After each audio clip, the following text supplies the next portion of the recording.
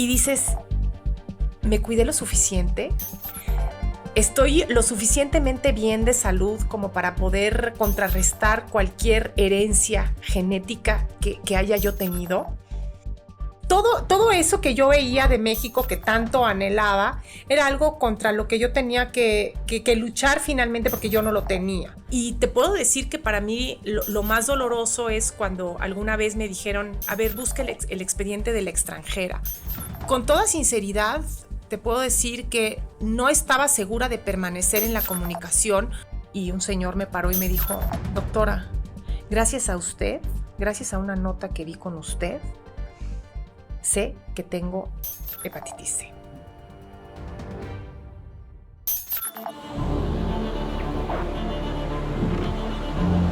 Muchas gracias por estar en la trinchera de José Luis Arevalo. Gracias.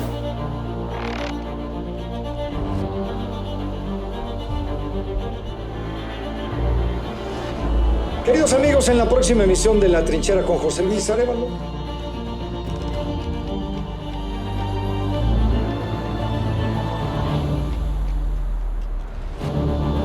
La Trinchera con José Luis Arevalo.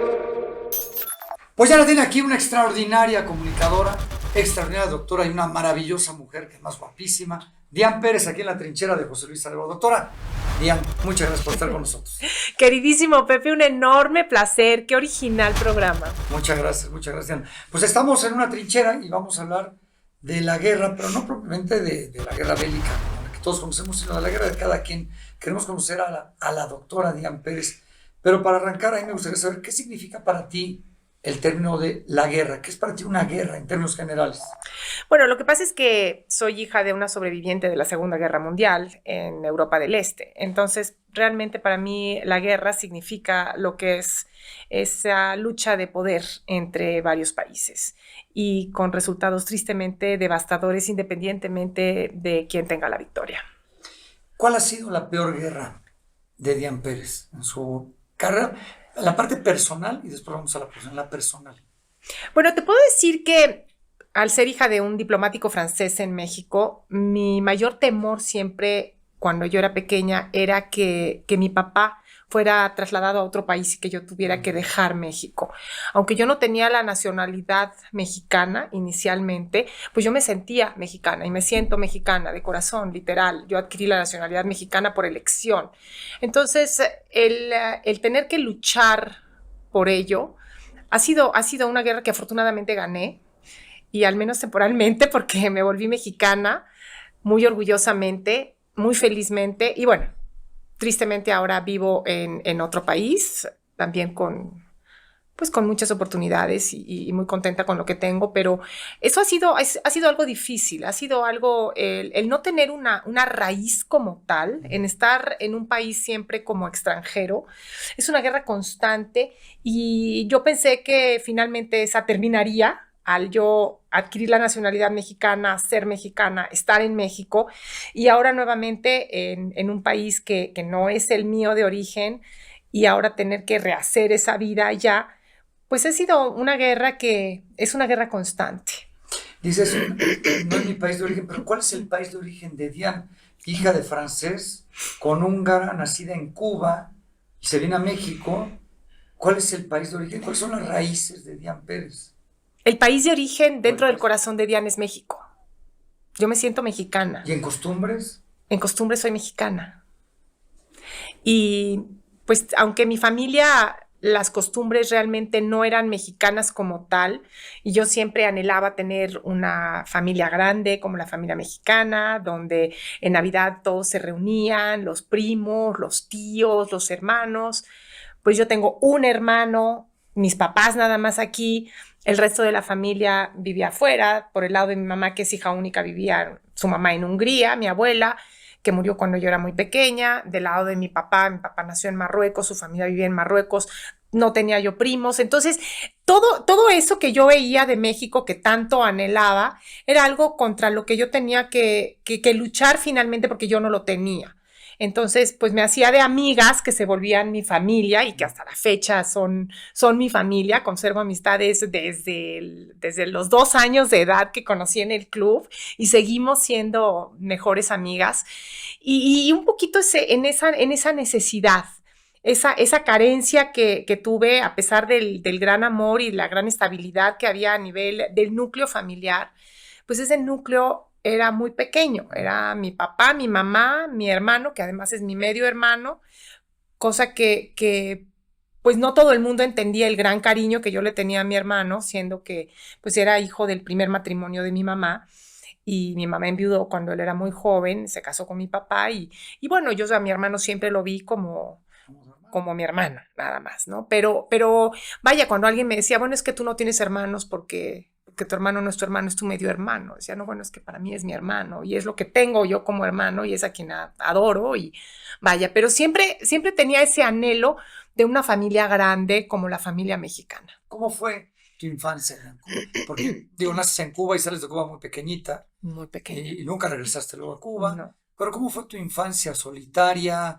Bueno, eso que me dices que no tenías tantos hermanos como hubieras querido. ¿Fue una infancia feliz? ¿O no lo fue?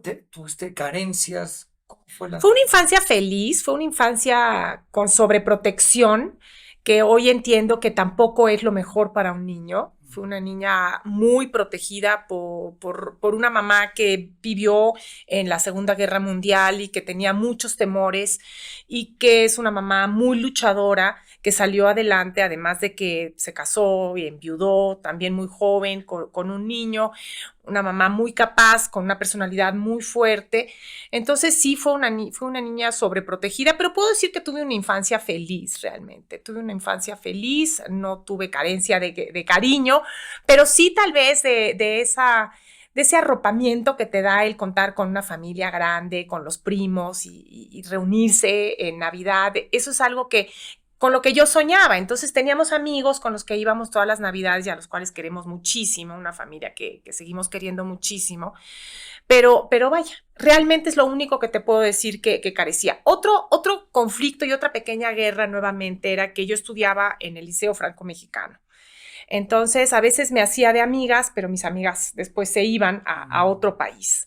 Y por otro lado, mis amigas del club pues estaban en escuelas mexicanas y yo quería estar en una escuela mexicana igual que ellas, pero yo necesitaba tener el baccalaureat francés por si trasladaran a mi papá o por si mi papá se iba a vivir a otro país y yo tenía que seguir mis estudios en otro liceo en otra parte del mundo. Entonces, todo el tiempo estaba ese temor de dejar lo que yo consideraba mi país, que no era mi país. Y te puedo decir que para mí lo más doloroso es cuando alguna vez me dijeron, a ver, busca el expediente de la extranjera. Porque yo no me sentía extranjera, yo me siento mexicana, yo soy de aquí, yo soy de México. Y en este momento, cuando en Estados Unidos me preguntan, ¿y de dónde eres? De México, yo soy de México. Los periodistas, cuando vamos a la guerra, nos dicen que si no nos da miedo. Y el miedo es un importante aliado en muchas cosas de la vida, en cualquier faceta de tu vida. ¿A qué le tenías miedo? Miedo. Hay quien me dice, le tengo miedo a la oscuridad. Cuando era niño le tenía miedo a la oscuridad o le tenía miedo a la soledad. Antes de la etapa profesional, ¿a qué le tenías miedo cuando eras niña chiquita? A que trasladaran a mi papá y que nos fuéramos de México. Ese era un temor con el que yo vivía constantemente. Cada 4 años, que es cuando generalmente trasladan a los diplomáticos, yo rezaba porque mi papá lograra poderse quedar en México. Y afortunadamente, como le encantaba México y pues logró quedarse en México, fue una victoria. Una victoria realmente y un milagro de la diplomacia que logró quedarse tanto tiempo en un solo país, pero eso era una victoria que se ganaba cada vez, porque yo tenía mucho miedo de irme a otro lado, tenía mucho miedo de perder esa raíz, esa estabilidad que yo tenía en México. Y eso era un temor que yo tenía. Pasan los años y antes de entrar a la comunicación, te conviertes en doctora. A ver, esta parte para que la entendamos todos, médico cirujano, pero después también comunicadora y entras a los noticieros más importantes de Televisa. ¿En qué momento? ¿Cómo es esta, no sé, tener 2 carreras que no tienen nada que ver consigo y al final aplicarlas? ¿Cómo logras entrar a los medios y por qué no necesitas siempre haciendo la carrera de medicina? Bueno, fíjate que en la vida creo que se te ponen caminos al frente. Y nuevamente son circunstancias que se van presentando. Al ser hija de un diplomático francés, yo necesitaba un FM2 para posteriormente poder ejercer la medicina en México como un médico mexicano. En ese entonces yo todavía era francesa y yo no tenía FM2, estaba con pasaporte diplomático en México. Entonces, mi mamá, que es cirujana oftalmóloga, ella en Hungría, en su país natal, tenía un programa de radio de consejos médicos. Y me dijo, ¿sabes qué? La comunicación y la medicina se llevan muy bien porque es mucho lo que tú puedes hacer en materia de prevención de enfermedades. Mi mamá es un médico extraordinario, no nada más como oftalmóloga, incluso como médico general. Es muy atinada en sus diagnósticos, tiene una excelente visión. Realmente es una mujer que yo admiro profundamente, no porque sea mi mamá, sino porque verdaderamente creo que es una mujer que se adelantó a sus tiempos en muchos sentidos. También por circunstancias, por supuesto, pero también por su capacidad intelectual. Entonces me dijo, mira, en Televisa están buscando, en Cablevisión, están buscando profesionistas. ¿Por qué no mandas tu currículum? Dije, bueno, vamos a ver. Entonces envié mi currículum, tuve la oportunidad de conocer a una mujer extraordinaria, Tere Gómez, que era la productora del programa, para quien estaban buscando conductores. Y bueno, pues tuve la gran fortuna de ganar ese casting, poquito también por idiomas, por dominio de idiomas extranjeros. Y así fue como empecé. Con toda sinceridad, te puedo decir que no estaba segura de permanecer en la comunicación porque en ese momento yo no tenía oportunidad de hacer cosas en materia de salud. Era un programa de promoción de la programación de cable que fue muy divertido, muy entretenido y que disfruté enormemente. Posteriormente hice un programa de cine, eso fue en Cablevisión, y posteriormente vino la oportunidad de entrar a Televisa. Y comencé en Televisa, me gustó también mucho. Y un día que pues tomé la decisión que voy a regresar a la medicina, Sí. fui a platicar con quien en ese entonces era vicepresidente de noticieros. Y le dije, bueno, es que siento que mi lugar es como médico. Y me dijo, ¿y por qué estudiaste medicina? Dije, pues porque quiero ayudar a la gente, quiero curar a la gente. ¿Cuánta gente crees que puedes curar como oftalmóloga, como tu mamá, a lo largo de tu vida? Dije, bueno, pues a lo mejor algunos miles, ¿no? Y si ya te imaginaste cuántos podrías ayudar en la televisión. Unos cuantos millones. Y te puedo decir que mi mayor satisfacción, Pepe, fue un día que entré a un hospital y un señor me paró y me dijo, doctora, gracias a usted, gracias a una nota que vi con usted, sé que tengo hepatitis C. Y esto porque fue una nota efectivamente que nosotros manejamos de que las personas que habían sido transfundidas antes de 1990, era importante que se hicieran una prueba para hepatitis C, que antes del 90 no había. Entonces, gracias a que él vio eso en noticieros, fue que se hizo una prueba de hepatitis C, resultó positivo hepatitis C y logramos salvarle la vida con eso. Qué maravilla. Entonces dije, realmente mi trabajo tiene un sentido. Y además estar en las noticias es sumamente entretenido, es muy cambiante, es apasionante, por supuesto, pero el tener la oportunidad de ayudarle a alguien a través de los medios de comunicación es una maravilla.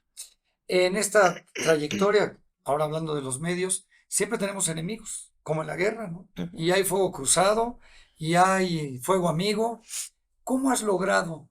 Y si lo comparamos, pues es entre la envidia, tantas cosas que uno se encuentra en el camino. ¿Cómo lo has logrado llevar una trayectoria tan limpia, tan buena durante todos estos años, sin que este fuego amigo te distraiga o te mate? ¿Cómo lo has logrado? ¿Cuál es la fórmula que eso es, Dian Pérez? Te puedo decir que nunca sentí fuego enemigo dentro de la empresa. Y hasta la fecha te puedo decir que yo entro a Televisa y me siento en casa. Siento que a cualquier persona a quien yo le pueda externar alguna necesidad, lo puedo hacer. Nunca sentí ese fuego enemigo, Pepe. No debe haber. No dudo que lo haya, pero yo no lo he percibido. Y la verdad es que así soy muy feliz.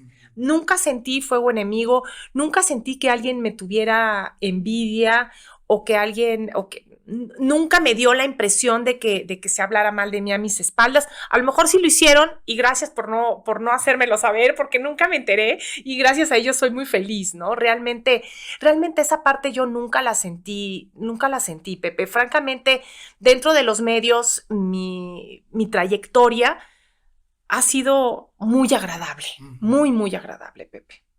¿A qué le tenemos miedo ahora? Cuando éramos niñas le teníamos miedo a que papá se fuera, pero ahora ya vives en Estados Unidos, tienes una vida hecha. ¿A qué le tenemos miedo ahora?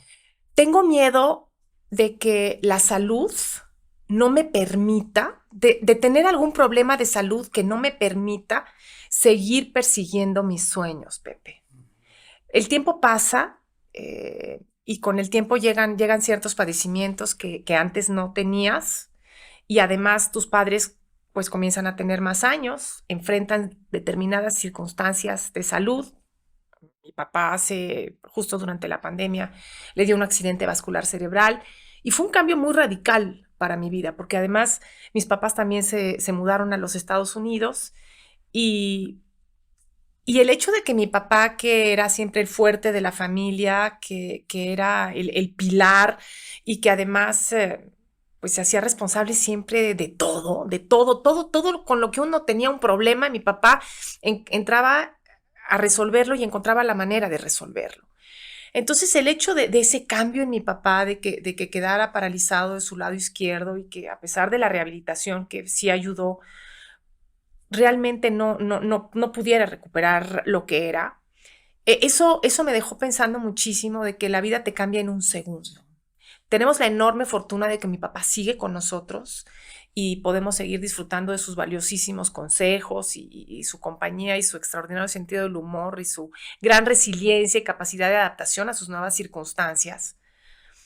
De ser una persona que todos dependíamos de él, ahora él depende de nosotros. Eso me dio un cambio de 180 grados en la vida y también me hizo pensar que, ok, yo tengo los genes de mi papá, y yo tengo riesgo de padecer una circunstancia de esta índole que te puede cambiar la vida de un día para otro, literal, de un minuto a otro te cambia la vida y no estás preparado para ello. Eso es a lo que más miedo le tengo ahora. Entonces, sí creo que es muy importante cuidar nuestra salud, hacerlo desde la juventud. Y es muy difícil decirle a un adolescente, decirle a un chavo, no fumes, si vas a beber, hazlo con muchísima moderación, aliméntate sanamente, haz ejercicio. Es muy difícil que el joven lo entienda. Y llegas a una edad en la que estamos, porque además tú y yo tenemos una edad similar, y dices, ¿me cuidé lo suficiente? ¿Estoy lo suficientemente bien de salud como para poder contrarrestar cualquier herencia genética que haya yo tenido? Y eso te deja con muchísimas preguntas y con muchísimos temores, Pepe. Máxime que tengo un niño pequeño de 10 años y que digo, bueno, él necesita todavía tener a su mamá. Y no es que esté yo en mala salud, afortunadamente no. No es preventivo. ¿No? Pero finalmente son vivencias y ese es el temor que hoy te puedo decir que tengo. Por último, Diana, muchas personas nos están viendo y quizás ha de haber muchísimos que quieren ser doctores o que quieren estar en los medios, que admiran mucho a Dian Pérez y que les gustaría ser como Dian Pérez. Y como en toda trinchera, en toda guerra hay una estrategia.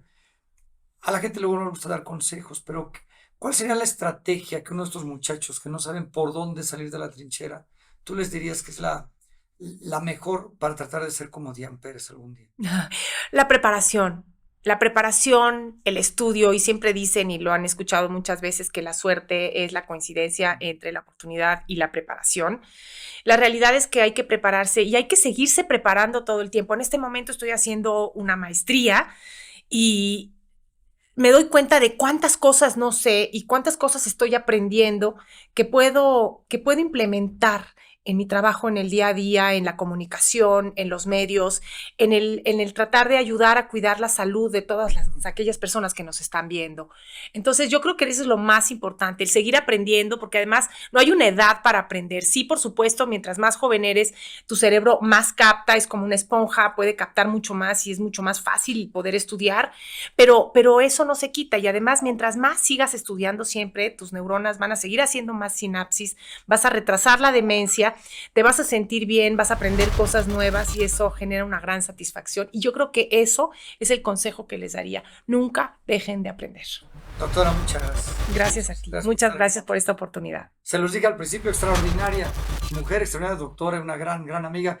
La doctora Diane Pérez aquí en la trinchera de José Luis Arevalo. Muchísimas gracias. Los esperamos en la próxima emisión, en esta gran producción de Canal Cero. Gracias, pásela bien y hasta la próxima.